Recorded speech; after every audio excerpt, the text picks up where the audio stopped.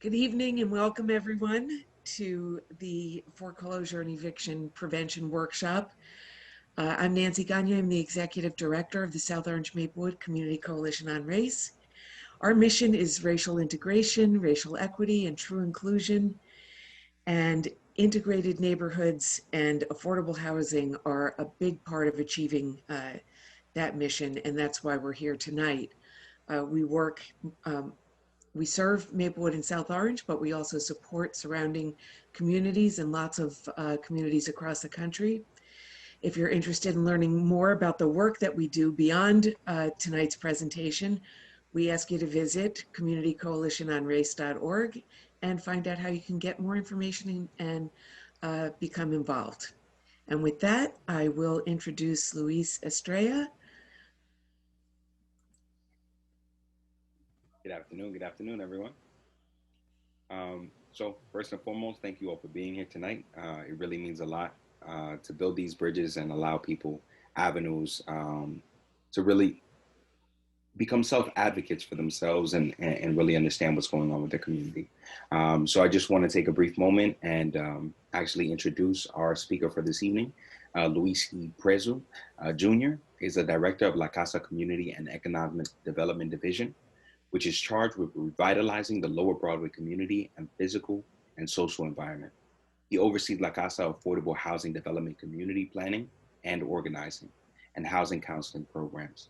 Mr. Pedro is a community and economic development professional with extensive banking, financial, and development experience, including both the developmental and underwriting functions of affordable housing. Luis has managed the creation, management, and administration of small business loan funds, and has been involved in funding and oversight of community development programs that addresses the issues such as disconnected youth, adult basic education, entrepreneurship, disaster recovery, and business improvement districts at several local, regional, and national non-for-profit organizations. So without any further ado, we want to welcome Mr. Luis E. Pedro, Jr. Luis, thank you very much. Members of the South Orange Maplewood community, I thank you for welcoming me and allowing me to share this information with you. It really is my pleasure, as Luis said, to empower people and to be an advocate for change in these times where things are changing faster than any of us would have thought, 6 or 7 months ago. So again, I'm really, really happy to be here. I'm going to dive right in, and hopefully you can take this information to your family, to your friends, anybody who's having trouble paying their mortgage. Let them know that there's still a moratorium on. Anybody who's having trouble paying their rent, there were moratoriums on evictions and foreclosures, and I'm going to go into a little bit of detail on what that means, and maybe hopefully give them some insight on what they should do, what they can do, and some of the resources available to them. Let me see if I can share my screen, and there we go. And I can handle my presentation, I believe. Let's see if I can advance my slides. There we go.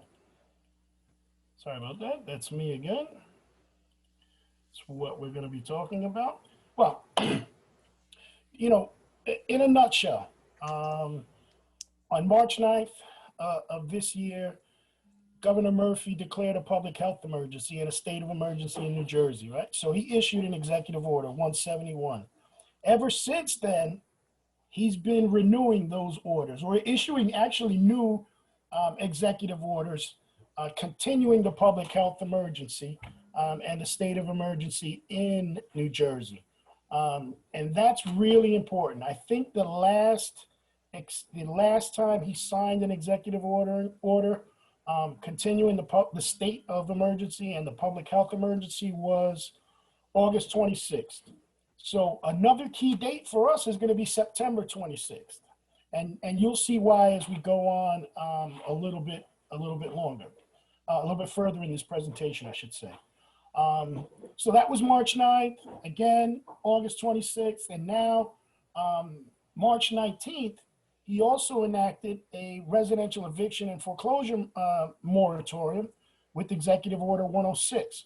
And we are going to go into great detail on what that means. So again, no lessee, tenant, homeowner, or any other person shall be removed from a residential property as the result of an eviction or foreclosure proceeding. New Jersey is a judicial state. Foreclosures and evictions are handled in landlord-tenant court. Okay, well, evictions, foreclosures happen in a different courtroom, but anything that happens in terms of you being evicted from your home or a foreclosure happening has to be signed by a judge, and it will be served by the sheriff's office.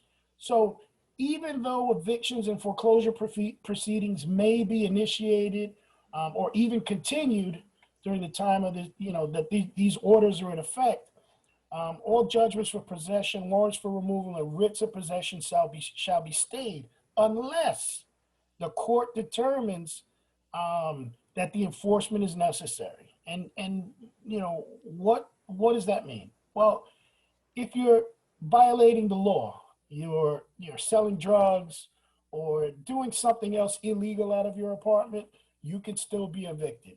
Whether or not that's going to happen, I can't tell you, but rest assured that if you were being evicted or you're being evicted for anything other than not being able to pay your rent for COVID-19, there's still a possibility that it might happen. My understanding is that the Essex County Sheriff's Office, which enforces these warrants of removal and writs of possession, that they're not doing them. But again, if I'm sure they're still arresting people. So if you're doing something illegal and that's why you're being evicted, there's a possibility that you might still be evicted.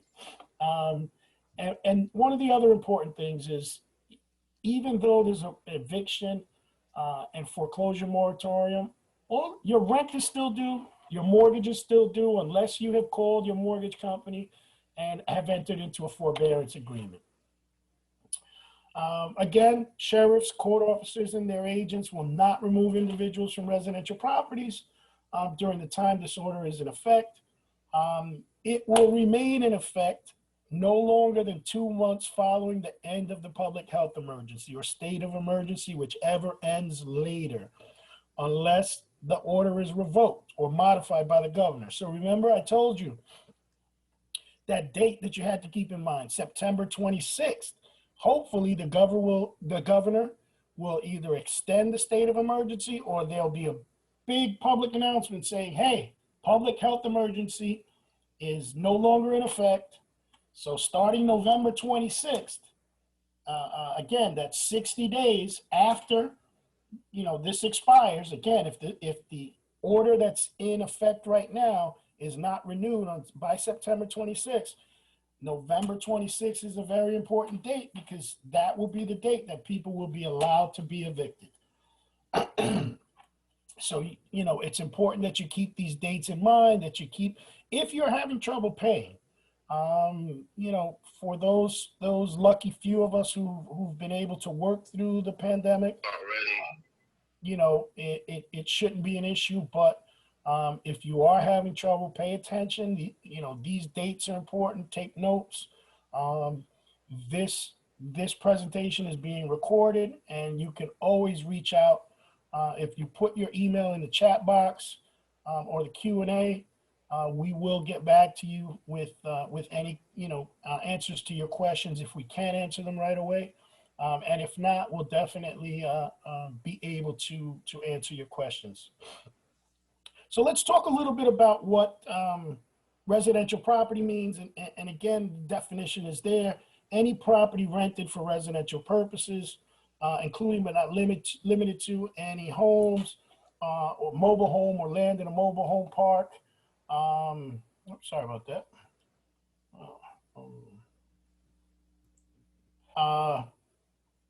Or tenement. This says it shall not include any hotel, motel, or other guest house. If you're in a hotel or a motel because you are homeless, or you were homeless when the emergency, the health emergency was declared, you will not be evicted. Okay, so temporary housing for homelessness is excluded. But if you were just in a hotel for business and you couldn't travel back to wherever you live, you might have some issues. Seasonal tenants, residential healthcare facilities are excluded as well.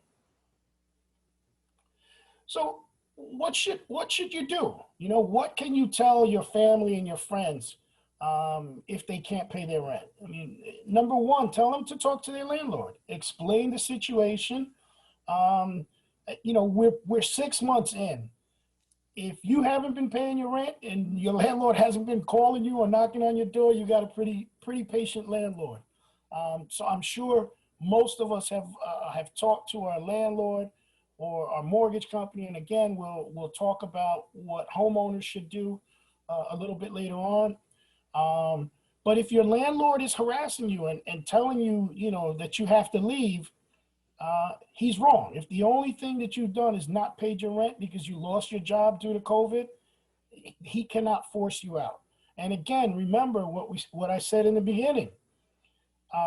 Evictions are a court-ordered action. Your landlord cannot change locks on you or throw you out without having a piece of paper that is a writ of possession or a warrant of possession. It will say eviction clearly on it and will tell you how long you have to get your stuff together. So just remember that. You can also refer them to our emergency housing assistance program at La Casa. The telephone number is 973-624-4222. We help people in Essex County, and we do have funds available for households that are sustainable. And all that means is that you're back to work. Unfortunately, we are not going to, pay folks rent if they have no prospects of continuing to pay their rent because we have limited resources. We really want to try to help people who are sustainable so that for lack of a better term, and I know it sounds kind of harsh, but not throwing good money after bad, unfortunately. So we really do look for folks to be sustainable, to have the income, to be able to pay. Maybe they just hit a rough patch. Their place of work was closed for 3 months, 4 months, or 5 months, but they're back to work. Again, if you live in Newark, the Office of Tenant Legal Services, numbers on the screen, and so is the email. Legal Services of New Jersey, Volunteer Lawyers for Justice, the Community Health Law Project for anybody who has disabilities and is low and moderate income. The Community Health Law Project will represent you in landlord-tenant court. So all of these resources are available because we all know that the worst part, the reason that landlords win 95% of cases in landlord-tenant court is because they're represented by counsel. They have lawyers with them, and they know how the court works and they know the law. If you're represented by an attorney when you go to a landlord-tenant court, your chances are exponentially greater in terms of having a positive outcome and maybe negotiating something that both sides can live with. So please call all of these people. You might not qualify, but call them, cry on the phone, beg, plead. Somebody who picks up the phone might like you, might feel bad that day, and they might represent you whether or not you qualify or not. You never know, especially now during COVID. If you really have a COVID-related case, call. If you're disabled, the Community Health Law Project, I think their eligibility guidelines are a little less stringent than legal services and volunteer lawyers. But again, the worst they can tell you is, no, I'm sorry, we can't help you. Okay. Also, go to DCA's website. You'd be surprised what benefits you qualify for. The link is on the screen. If you go to NJDCA, if you just Google NJDCA, the website should come up, and there's a portal there. You put in how many people in your household, what your income is, and it will tell you whether or not you qualify for any of the benefits available, whether it's food stamps or rental assistance, all of that good stuff. It's pretty straightforward. It's pretty easy. So I recommend that you check it out if you're having any problems. So if your landlord is acting in bad faith and is already changing locks or locked you out of your apartment, call the local police. The local police department knows about this eviction moratorium, and they will get you back into the property. Again, if it's a COVID-19 related eviction, okay? If the only thing you haven't done is not paid your rent since COVID-19, since let's say April's rent. Unfortunately, the law doesn't, this moratorium doesn't protect folks who were behind beforehand, before COVID-19 hit. The only saving grace is that as far as I know, the sheriff's department, under orders from the governor, is not enforcing any eviction, again, unless it's really, really a sketchy situation. So I don't think you'll be evicted because you have a secret dog and your lease says, you're not supposed to have pets. I don't think that's happening right now. But again, everybody's situation is different. I'm not out there. I'm not overseeing it. I'm not looking and watching everybody's door and seeing if their landlords are locking them out. But again, you should pay your rent if you have the money. Whatever you don't pay now is going to be due later. Rent doesn't go away. Okay, your mortgage doesn't go away, and we're going to talk about that. And again, everything, just like we're all here on this call, it's all about communication. All right, inform your landlord of your situation. Tell them, hey, COVID, I'm not working, I have no money. The landlord, believe me, your landlord understands. He might have already called his mortgage company and say, hey, I haven't gotten rent. Okay, I need a forbearance on my mortgage, right?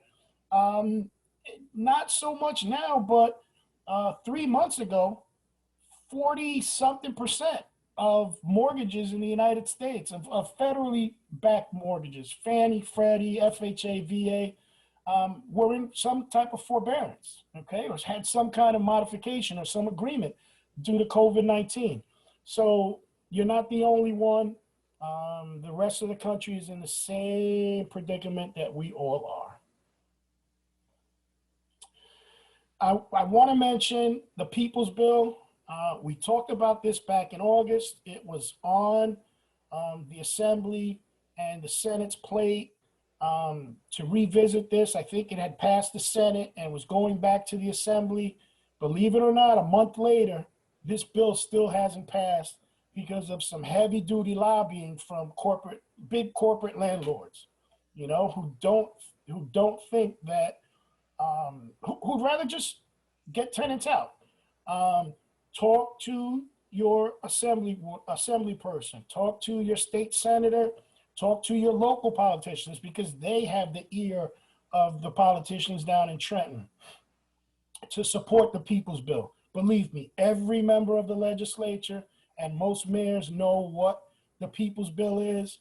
Most city council, local council people have heard something about this. So please, the numbers are there: S2340, A4304, A4226. This is really important. If you make less than 150,000, you'll be protected. Okay, if your household income is less than 150,000, you'll be protected. As long as you don't have 6 months worth of rent in the bank, you're protected. There are no fees, no attorney's fees, and late fees and all that stuff is not going to be charged. and there's, an opportunity for negotiation on how you will pay the back rent. The Department of Community Affairs, once this bill passes, they're ready to drop all of the forms and all of the documentation and FAQs about this, because they've been sitting on this for a while. I'll be honest with you, I anticipated this bill passing back in August, but we're still waiting because, again, politics are politics, and the lobbyists have a lot of sway in Trenton, just as they do in DC. It's a shame. I think this is the least that should be done for folks. But again, I don't make the rules. I just do Zoom webinars about them. Again, the People's Bill says 10 days following the end of the eviction moratorium. Again, 60 days after the end of the public health emergency, landlord is going to calculate all payments owed and not made during the period. And again, the landlord will give that to you and the state, and you'll figure out if you don't agree with it. You've got 25 days after that date that you get the number. The landlord says you owe me $3,000. If you agree with him, you'll work out a payment plan. If you don't agree with them, you have 25 days to dispute it and say, no, look, I paid this, that, and the other thing, and I owe him this amount. So again, there's some flexibility for negotiation, and again, for you to dispute what your landlord is telling the state that you owe them. I don't want to spend too much time on this because this is not in effect.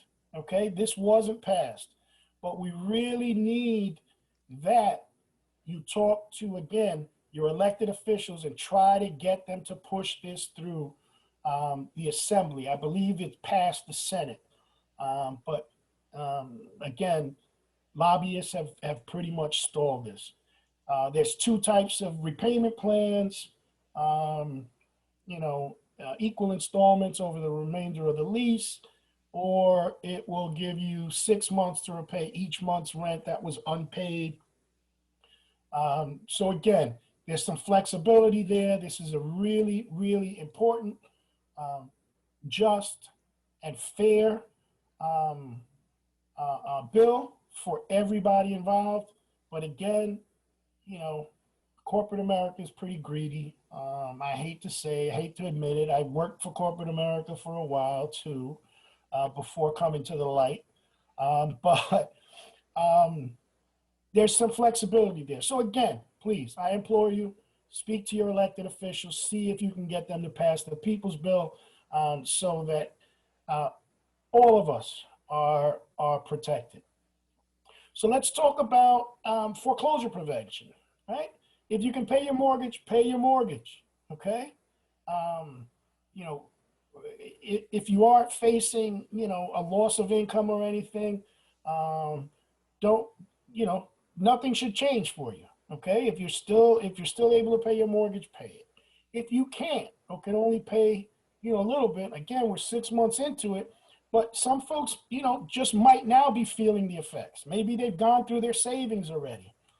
Right now is the time to get on the phone and call your mortgage servicer, all right? And your mortgage servicer is whoever it is that collects your payments, okay? Because a lot of us say, well, when I first got the mortgage, I got it from Wells Fargo, but now I'm paying this company.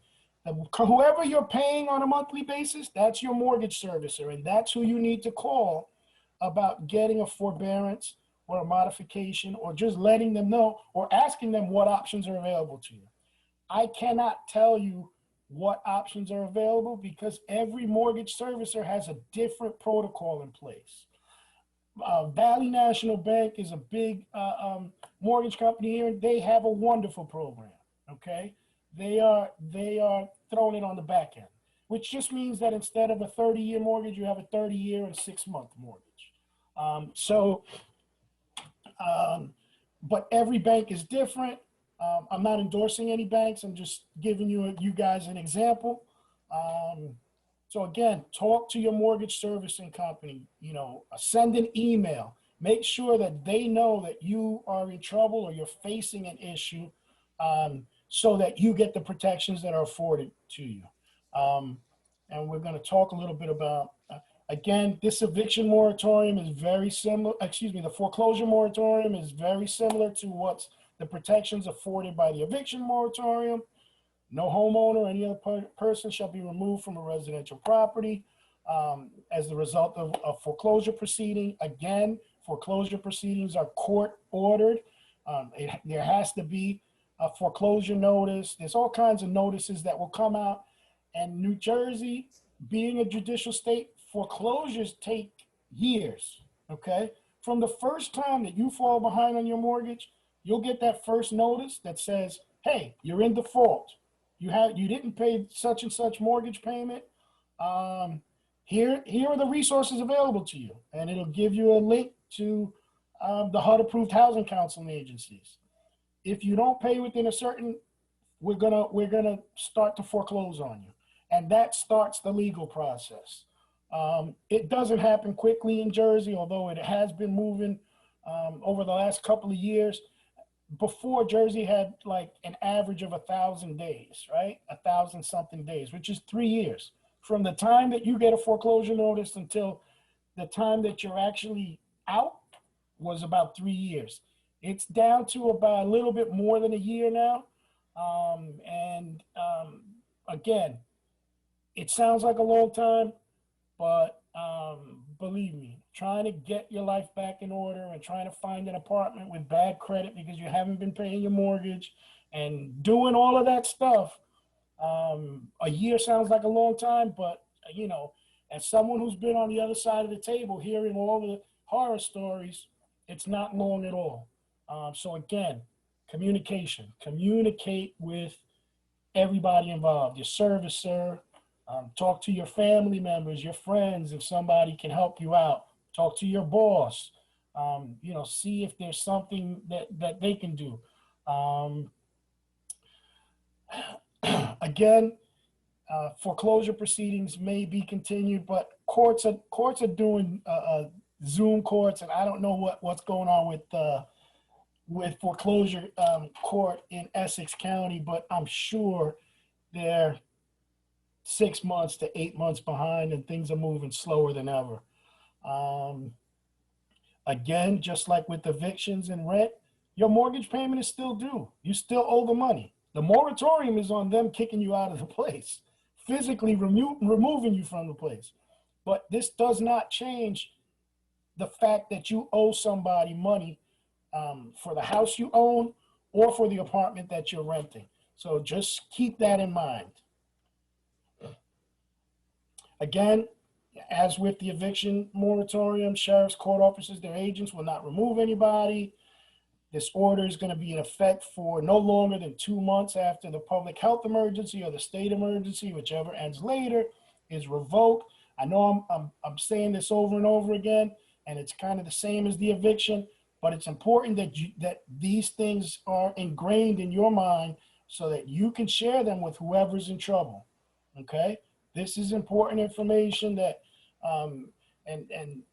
that you don't know if your neighbor, your brother, your cousin, your friend is having trouble, because one of the hardest things that we share with other people is our finances.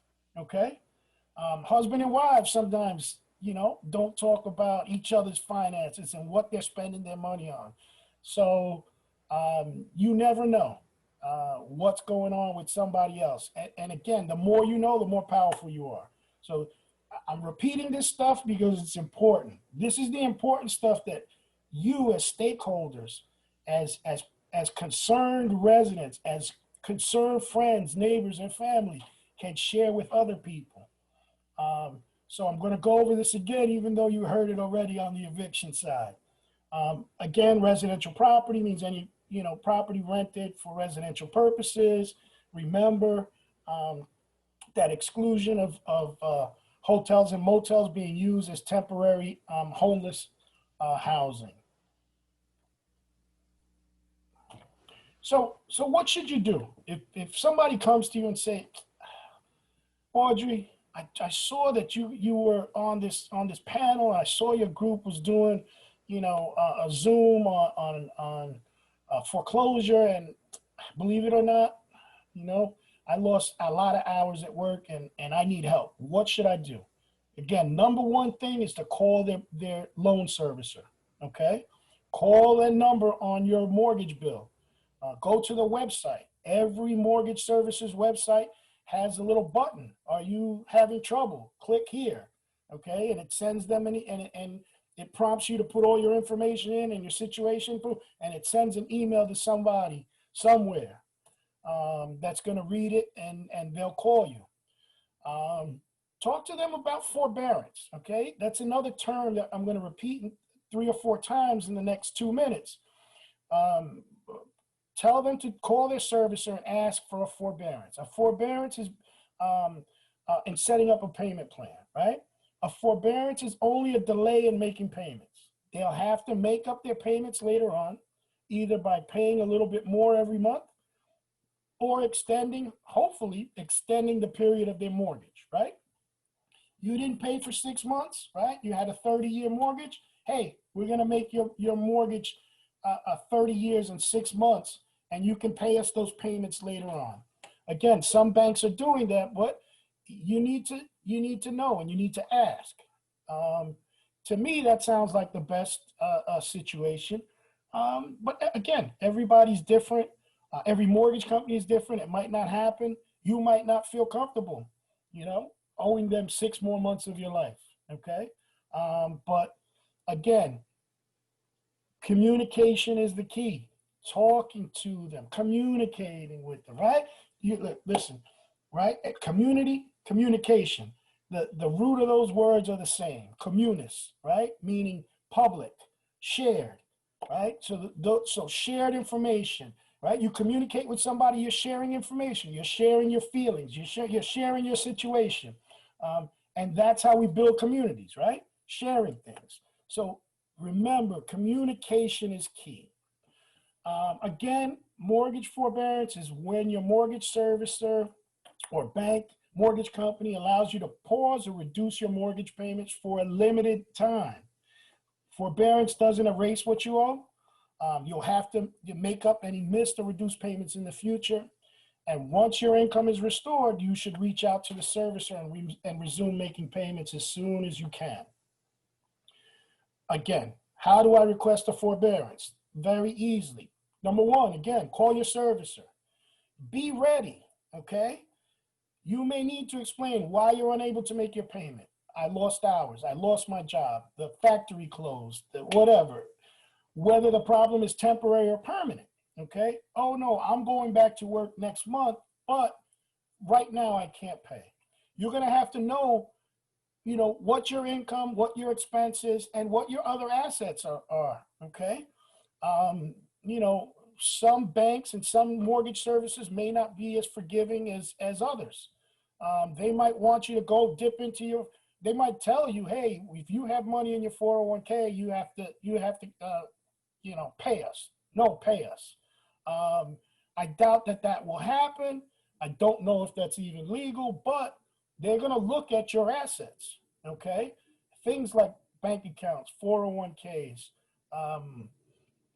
Again, if you're a service member with permanent change orders, there are certain protections that are offered to you. So those are things that you might need to explain to the service company. You should ask them what options are available to you. Are there forbearances? Are there loan modifications? What other options are there? Have they waived late fees, or can they waive late fees?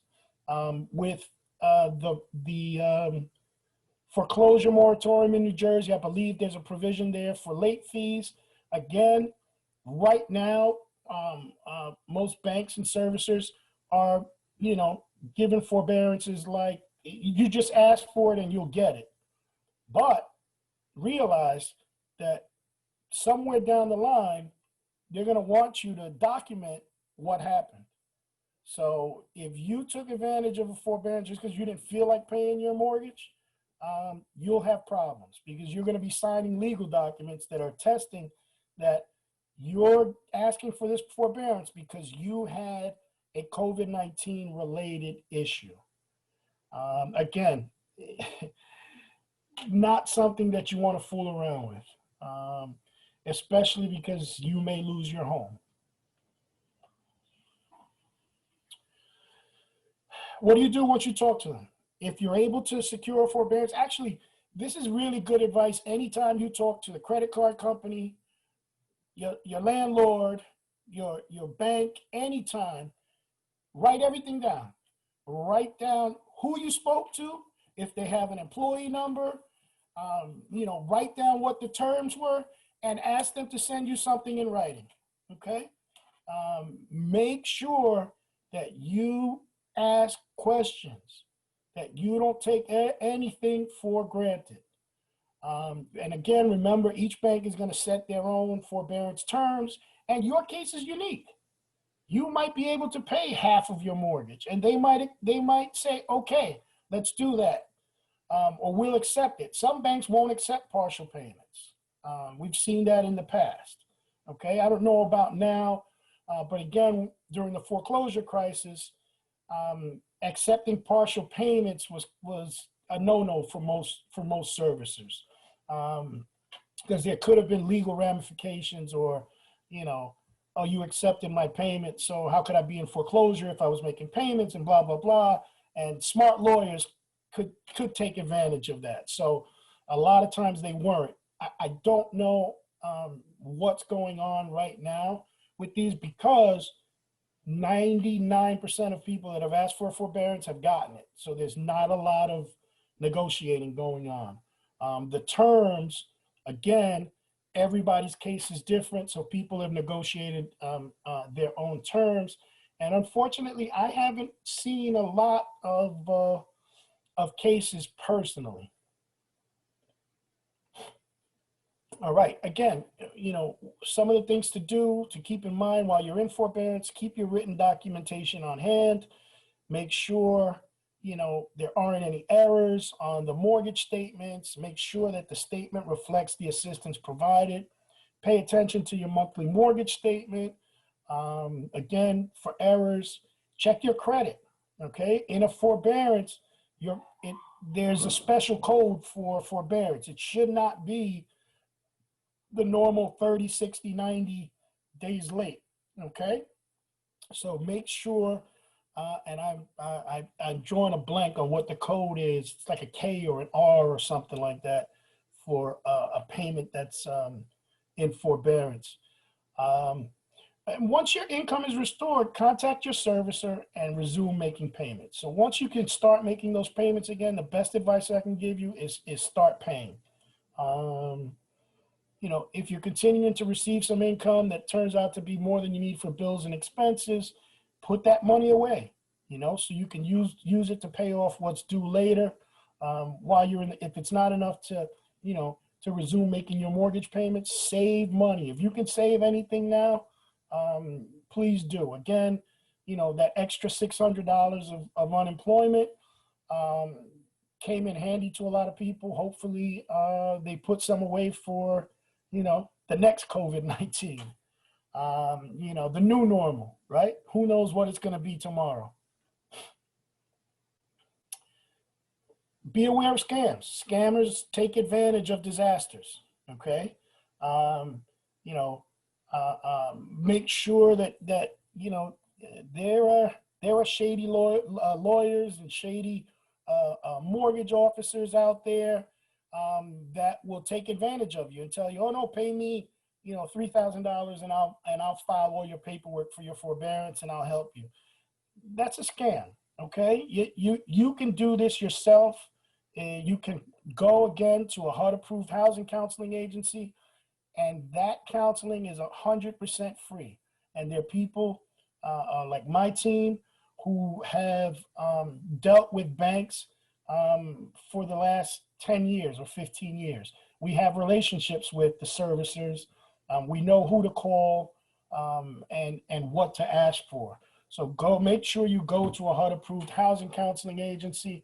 and I think we're going to come up to the link.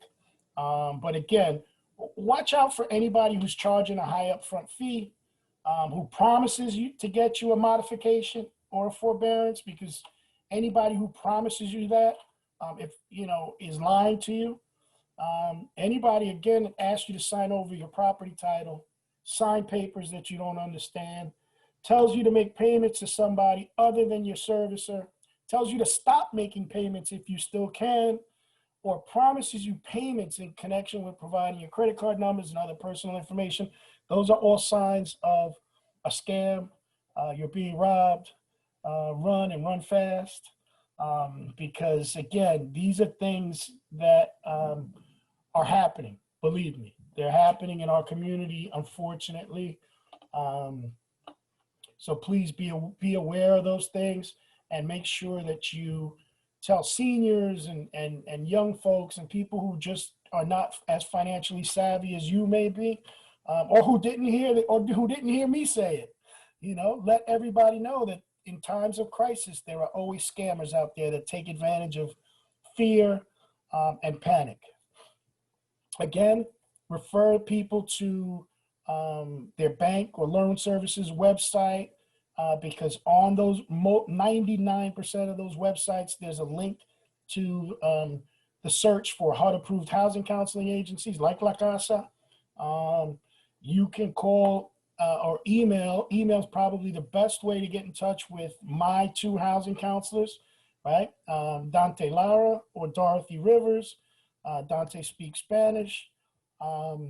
So again, English and in Spanish. Their emails are there on the screen right now.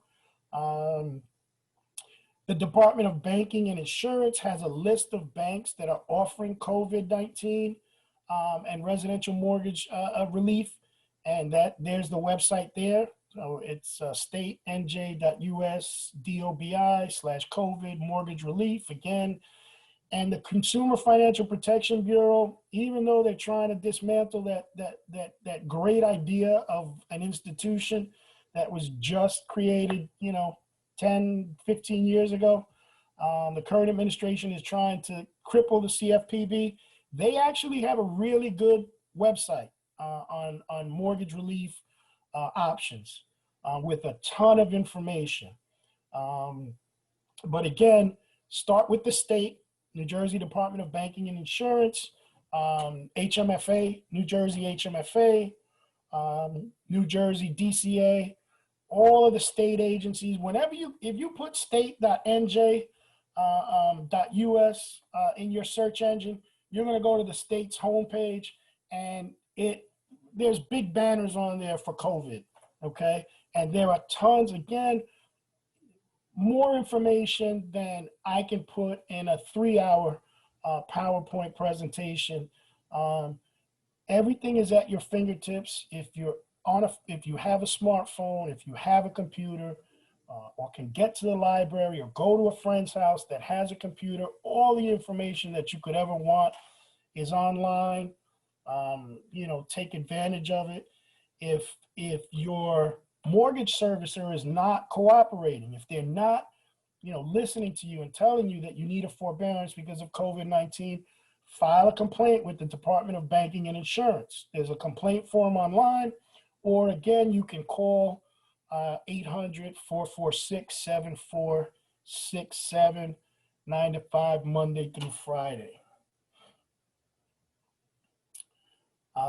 Again, the People's Bill has, it's wonderful. It has protections for homeowners, just as it does for renters. Again, your income can't exceed 150% of the area median income after the hardship, unless the mortgage company waives it. And again, you can't have more than 6 months reserves in the bank. Again, this information, is out there for you because it's important that we talk to our electeds and tell them to push the People's Bill. Talk to your local elected officials If you know your state senator, if you know your local assembly person, please reach out to them, call them, tell them that the People's Bill is important, that, you know, it's going to tear the fabric of a lot of communities. Um, and most of all, the people that need the help the most. So again, I'm here, we're here. Complete the census, please. I know I'm diverging, but New Jersey has actually gone past the self-response rate from 2010, but areas like my target neighborhoods in Newark, East Orange, and Irvington are way, way behind. Less than 50% of the people in those urban centers of Essex County have not filled it out themselves. So census enumerators are only going to be coming around until for another 15 days, right? September 30th. The census is ending. You can't fill it out and they won't knock on your door anymore. So please take these last 2 weeks. If you haven't filled out the census, fill it out. Go to La Casa's website and you'll get information on COVID-19. You'll get information on the census. And again, my staff and I are at your service anytime that you need us. And again, I just want to thank you all for this opportunity to join you and to share this information with you. You know, thank the folks that have helped me put this together. Hey, Frederica Bay, I haven't seen you in a long time. How are you? Luis, Nancy, Audrey, Angela, Colleen, I really want to thank you for this invitation, for this opportunity. You're doing great work, and I hope this was informative.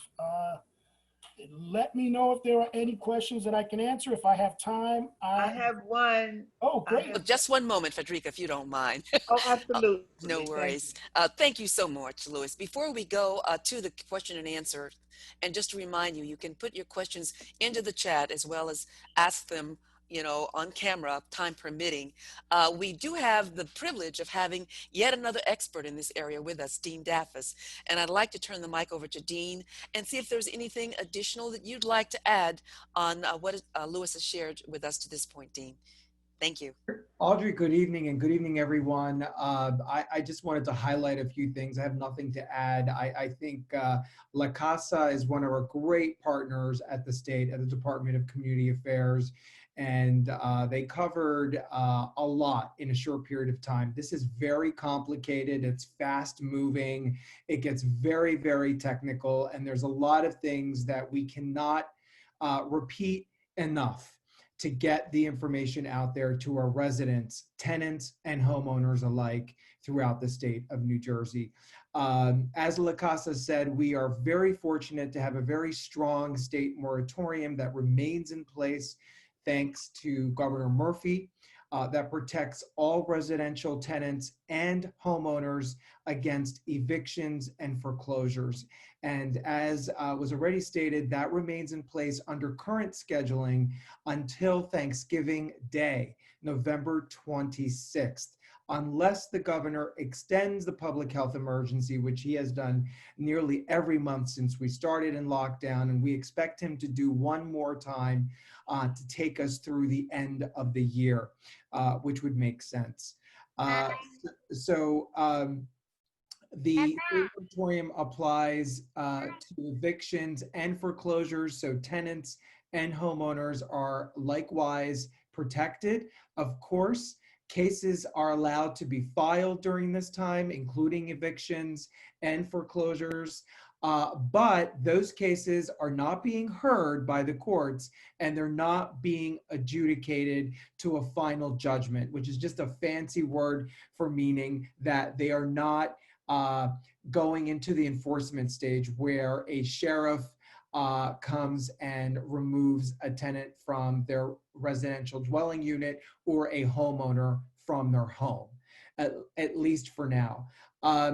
on the foreclosure side and on the homeowner side, as was already mentioned, please, please, please, even for those of us who are really knowledgeable about these kinds of things, even for those of us who have experience in banking or other, please take advantage of the free HUD certified housing counselors that are out there, either through La Casa or through the NJHMFA. I added some information in the chat to everyone about that. The housing counselors can really help you negotiate something that makes sense for you.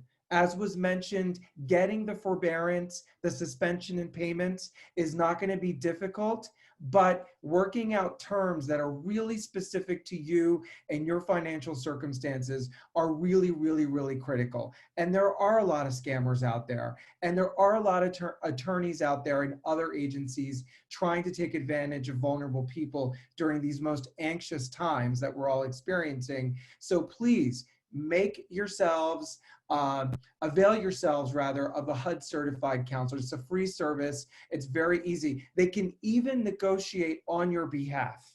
Thank you so much, Dean. Because that stuff is very, very technical and very difficult and complex to get through.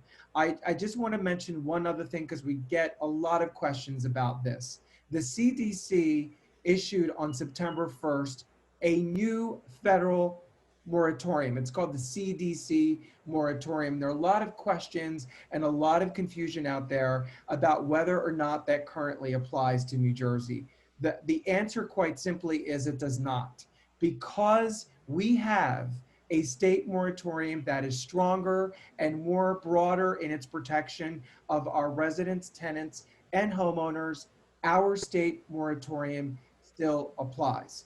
And so the CDC is something that people should not rely on. We should not be encouraging our tenants to fill out those certifications, which could be really, really detrimental to them down the road, to stick with the rules and all the guidance that it was already provided this evening. I'm happy to stick around for a few more minutes to answer any questions. Thanks. Thank you so much, Dean. I'm going to turn the question and answer section over to Colleen, but as we're shifting, I'd like to give the mic to Federica, who had a question, and from this point, Colleen, you can help manage us through. There were no questions in the chat, just resource information, so people can offer their questions from camera, time permitting. Thank you so much, beloved. And first, Louis, and I am so thankful, and we sent it to all of the New Jersey Coalition for Due Process of Law, an organization that we started about 5 years ago with this foreclosure situation. So I want to thank you for putting this on tonight. But the question is, how can you assist the New Jersey Coalition for Due Process of Law to get our governor to extend the moratorium to say what New York, Pennsylvania, and so many other states have done? And that is to say to banks that before they even file for foreclosure, they must show standing. They must show that they own the mortgage and the note, and they must show consideration has been paid. Louis, we all know what happened in 2008. I mean, that's like common knowledge. Everybody knows that the homeowner got the raw end of the deal. The banks got bailed out. They sold these mortgages all over the world. They made tons of money. They gave themselves raises. And then they doubled back and foreclosed on our homes after they created this lie, you know, of subprime mortgages, we know. So now it's really, really time for the homeowners to get a break. And if the governor would just do that executive order like Andrew Cuomo did in New York, now New Yorkers are protected. Yes, if I have not paid my mortgage and you own my note, you have a right to foreclose. But you must show that you own it, that you have the note and the mortgage that you have paid consideration, and they cannot do it. Thank you so much for all of that. And I'm wondering if Luis wants to speak to that. Is there anything beyond the People's Bill that New Jerseyans should be involved with or looking to support? Yeah, Dean sure. as well? Again, this is, Frederica, it's great that you bring that up. This is something that you need to bring to your local electeds and make sure that it's a priority for them to do the same thing. Talk to your council people, talk to the mayor. We've done all of that, Louis. Yeah, I know we have, and sometimes we're yelling at a brick wall. No, they've been responsive. They have written letters. They have done proclamations. They've done resolutions from Joe D to Mayor Baraka to Mayor Green, Dwayne Warren, Tony Boss. They've all done it, but still nothing. Yeah, I mean, it's gotta reach the governor's ears, and he has to talk to the folks at the Division of Banking and Insurance. And they're the ones who set the regulations for the state of New Jersey for the mortgage companies. So it really is, getting it to having a commissioner there that agrees with you, and memorializing it, I have to, first of all, thank you, Frederica, for asking that a very important question. And you're so very, very right. I just want to let you know that a couple of things. We at DCA are working very closely with the governor's office and the administrative office of the courts. It's the administrative office of the courts that manages the court process across the board, right? It manages all the courts. And we are fighting with them essentially to get this done. Now, they have done it in the first part of the equation for tenants. They're requiring that landlords who are filing eviction actions, which they're allowed to do during the moratorium, that they certify their standing, that they are the landlord, that the rent is the legal rent, that they have the right to file the eviction, et cetera, et cetera. And we are working with them to move to the next level to do the same on the foreclosure side. You are doing that now.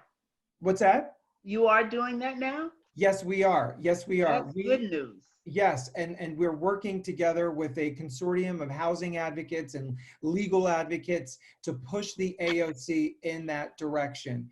And I also want to let you know, as Maplewood's deputy mayor here, we have gone on record in support of the People's Bill, which is truly a very historic bill. It's the only legislation of its kind, the only solution to the eviction and foreclosure crisis that we are fast approaching, to create sustainable and reasonable repayment arrangements for both homeowners and tenants. And I was on a legislative call today in Trenton, and I got to tell you, it doesn't look good.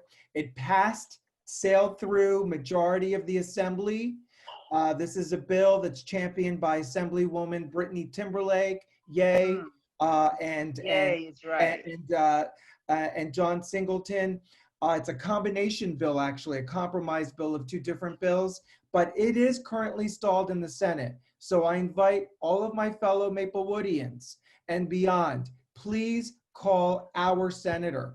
Please call Senator Cody. LD 27, we're represented by Senator Cody, and ask demand that Senator Cody bring this bill to a vote in the Senate. We know that the sticking point is President of the Senate, Stephen Sweeney. He is obviously bending to the pressure he's receiving from the corporations and the big developers, and we want to let him know that we want the People's Bill, and we want it now. Just thank you so much. But just real quick, everything you said we have been through. It was now Lieutenant Governor Sheila Oliver, then Assemblywoman Sheila Oliver, her and Cleo Tucker, their bill passed in the Assembly, stalled in the Senate. Then it was Cleo and Brittany Timberlake, passed in the Assembly, stalled in the Senate. Who is benefiting from the heartbreak? Your home is your heart. And so many of our members have had strokes and heart attacks and died because of the, trauma of having their home for 30, 40, 150 years. It's a family house that was foreclosed fraudulently. So who is benefiting in New Jersey because you go to the courts and the judges don't even read it? I mean, so it's an act of God that will make this, right. And God always has been all powerful, because New Jersey is #1 in foreclosures for 5 years in a row. And that is obscene.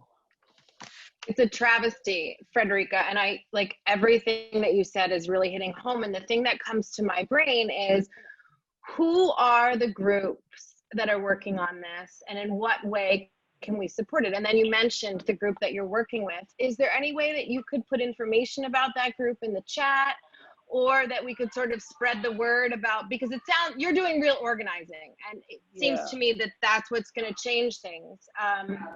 And so I wonder if you could provide that information either verbally or whatever. Colleen, because I that's will do all that. very important. Yeah, I will do that, Colleen. And I'd love to get your information, Dean's information. Lewis, I know I can touch you, Totally. but I would love to do that. And I'll put that in the chat. We've been meeting in Newark for the last 2 years. We met in East Orange for 3 years at City Hall. We met in Orange. We met in Newark, Essex County College. And so the community has embraced us. But, somehow the banks seem to have pieces of silver that go farther than our hearts. Of course, of course. Yeah, if you could put that in, we'll stay in touch, because I think we need to join. That's part of this, is we want to join forces. Thank you, there's Colleen. Thank you. Thanks for being here. Thank you all. One more question that came up in the chat from EM, and I don't know if that person wants to speak up, but you're welcome to. Noting that there was no mention made of property taxes, and wondering whether there are any resources to help. Some context that this person offered was aggressive property tax lien holders with deep pockets, who are apparently not impacted by COVID, are railroading things through court to get hold of my home. I'm laid off from all my jobs. I'm scrambling to find anything full time, and they're burying me in foreclosure litigation. I don't have family and friends who can help, and the courts are active. This person has had no luck with the voluntary lawyers, and is just wondering whether anybody here has thoughts on resources. Yeah, that's a tough case. We see a lot of seniors in Essex County on fixed income, who unfortunately can't keep up with property tax increases. And really, there's not a lot out there in terms of property tax relief. A lot of will help you pay your mortgage payment, as long if again, the National Foreclosure NFMC foreclosure the program that was after the foreclosure crisis. There was a program, and if you just owed property taxes, there wasn't much that they can do for you. You had to have an underlying mortgage in order to get the help. So if you owned your property outright and you just didn't pay your mortgage, your property taxes, there wasn't a lot of help for you. But again, I'm putting my email in the chat. Send me an email. I'll have one of my counselors call you, and we'll see whether or not there's something that we can do for you. We have workforce development. Maybe we can get you employed. We have access to training programs that can help you change careers if that's not working. I mean, La Casa has a ton of resources, but to tell you like we can help you pay your property taxes, we don't have something or even anywhere to refer you to get help with that, unfortunately. Colleen, on the property tax issue, You know, a couple of things. It was a local issue. A lot of municipalities with an equity lens, such as ours, as you know, we made some adjustments to allow people to make no payments during a grace period of 90 Right. days, or to make some payment and not have everything due. We canceled and waived fees associated with payments for people who were doing things online, certainly during COVID, not coming to town hall in person.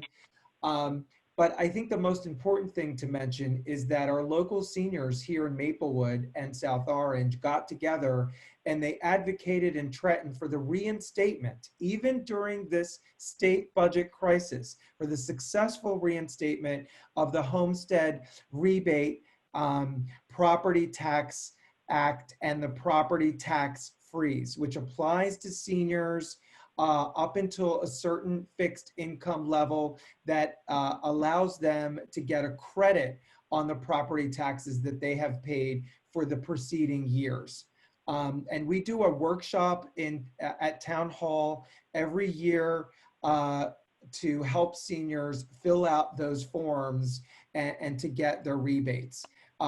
These programs were going to be completely scrapped under the budget crisis because of so many needs that are out there, but we fought really, really hard, and kudos to our local seniors who spoke up, stood up, and ensured the success of these programs going forward, because they are in fixed incomes and they want to age in place, and this is one of the ways that they can. Thank you so much for that information. And EM, thank you very much for that question. I mean, it's just important that we're having conversation about the issues that come up, right? Even if there aren't any immediate solutions, it seems to me frustrating and all of that, but I think important that we're connecting with one another as well. Are there any questions just before we close this program out? Can you hear me? Go I ahead. dialed in, so I don't have the chat. Okay. I was just wondering, if as a homeowner, if I needed to ask my lender for a forbearance, would they tell me that I had to use my 529 funds that I saved for my kids' college before I could get any help? That's a great question. Louis, I wish do you wanna I take wish that? I knew definitively. I'm not 100% sure.